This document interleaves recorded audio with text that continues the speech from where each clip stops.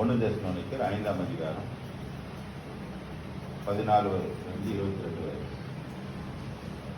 மேலும் சகோதரரே, நாங்கள் உங்களுக்கு போதிக்கிறது என்னவென்றால், ஒழுங்கில்லாதவர்களுக்கு புத்தி சொல்லுங்கள், திடனற்றவர்களை தேற்றுங்கள், பலவினரை தாங்குங்கள், எல்லா இடத்திலும் மீறி சாந்தமாயிருங்கள். ஒருவனும் மற்றொருவன் செய்யும் தீமைக்கு தீமை செய்யாதபடி பாருங்கள். உங்களுக்குள்ளும் மற்ற யாவருக்குள்ளும் எப்பொழுதும் நன்மை செய்ய நாடுங்கள். எப்பொழுதும் சந்தோஷமாய் இருங்கள். இடைவிடாமல் ஜெபம் பண்ணுங்கள்.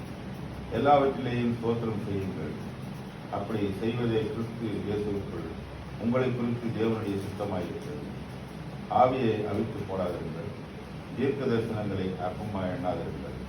எல்லாவற்றையும் சோதித்து பார்த்து நலமானதை குறித்துக் கொள்ளுங்கள். பொல்லாங்காய் தோன்றுகிற எல்லாவற்றையும் விட்டுவிடுங்கள்.